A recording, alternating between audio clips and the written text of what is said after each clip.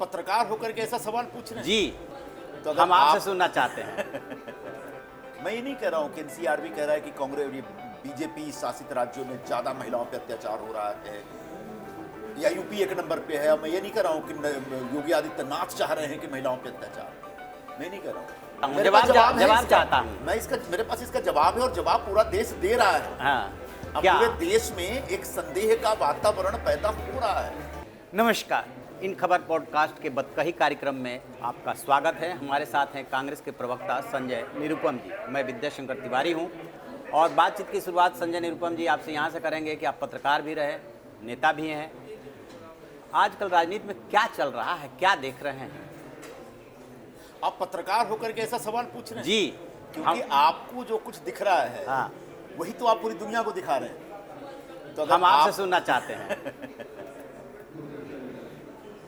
देखिए, स्थितियां जो हैं कोई बहुत अच्छी नहीं है। बहुत कुछ बदल रहा है। ठीक है, समय के साथ बदलना पड़ता है। परिवर्तन प्रकृति का नियम है, लेकिन परिवर्तन थोड़ा सा सकारात्मक हो, परिवर्तन ऊर्ध्वगामी हो, निम्नगामी न हो, ऐसी अपेक्षा है।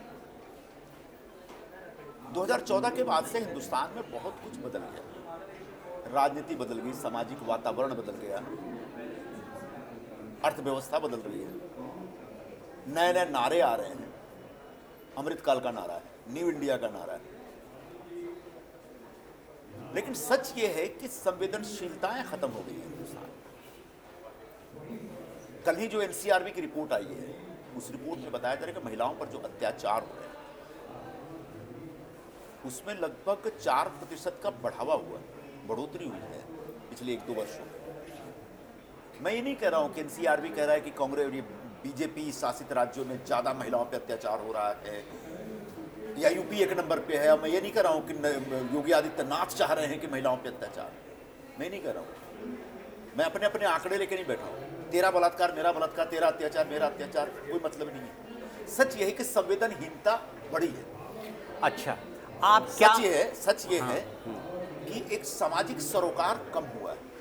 सच ये है कि जो मुद्दे हिंदुस्तान के थे, उन मुद्दों पे अब चर्चा नहीं होती। महंगाई का मुद्दा था, बेरोजगारी का मुद्दा था, सामाजिक वातावरण शुद्ध रहे, परिष्कृत रहे, भाईचारा रहे, बंधुत्व रहे, वो जो सारे मुद्दे थे जिसको लेकर के हमारा एक सरोकार था, हमारी एक जिद्द थी, हमारा एक संकल्प था, और हम बड़ा उसको लेकर के बड़ा इन मुद्दों को लेकर बड़ा संवेदनशील रहते थे, वो धीरे धीरे खत्म होने लगा है। ये दुर्भाग्यपूर्ण। आपकी बात बिल्कुल अपनी जगह पे सही है, लेकिन एक बात तो बताइए, संसदीय प्रणाली में एक पक्ष सत्ता पक्ष होता है, दूसरा विपक्ष होता है। आखिरकार विपक्ष कहाँ चूक जा रहा है कि लगता है कि अच्छा अब विपक्ष मजबूत हुआ, कुछ करेगा, फिर जब चुनाव परिणाम आते हैं तो फुस हो जाता है। देखिए, चुनाव परिणाम से अगर जोड़कर देखेंगे तो फिर बहुत सारी बातें हमको कहनी पड़ जाएंगी। कहिए। फिर उसके बाद बहुत सारे नए सवाल उठेंगे, बहुत सारे तर्क का जवाब दूसरे तर्क से दिया जाएगा। मुझे उसमें नहीं पड़ना। विपक्ष कहीं से कमजोर नहीं, विपक्ष आज भी उतना ही मजबूत है। कांग्रेस पार्टी कहीं से कमजोर नहीं। चुनावी नतीजों के आईने में देखेंगे तो आप कहेंगे कि भाई आपकी सीटें कम हो गई या आपकी सरकार चली गई, आपकी नई सरकार नहीं आई। लेकिन सीटों के अगर मद्देनजर से आप देखेंगे तो हम इतना भी कम नहीं है। 170 से ज्यादा विधायक हमारे चुनकर आए इस बार। लगभग एवरेज जिन राज्यों में हम हारे हैं वो 40% के आसपास हमारे वोट हैं, और वो 42-48% है। कहा जा रहा है वोट भी बढ़े हैं आपके। अच्छे खासे वोट बढ़े। तो इसको नहीं कह सकते कि नतीजों के आईने में देखा जाए तो कांग्रेस बहुत कमजोर हो गई। बाकी अन्य विपक्षी दलों की बात करें आप तो या फिर ममता बनर्जी की बात कर लीजिए, या फिर बिहार के जो दोनों नेता हैं हमारे, नीतीश कुमार जी, लालू यादव जी, उनकी पार्टियों की बात कर लें, या दक्षिण भारत की बात कर लें आप, उन क्षेत्रों में भी अच्छा काम चल रहा है, मजबूती है। बौद्धिक बहस के लिए तो आप बिल्कुल ठीक कर रहे हैं, हमने भी वो आंकड़े देखे हैं। लेकिन एक ले मैन को जब मैसेज जाता है तो वो यही जाता है ना कि 5 राज्यों में विधानसभा का चुनाव हुआ और एक जगह कांग्रेस जीती है, 3 जगह बीजेपी जीती है और एक जगह जेडपीएम जीता है। यही तो मैसेज जाता है। अच्छा मैसेज है। मैसेज तो मतलब अच्छा नहीं, मतलब मैसेज करेक्ट है।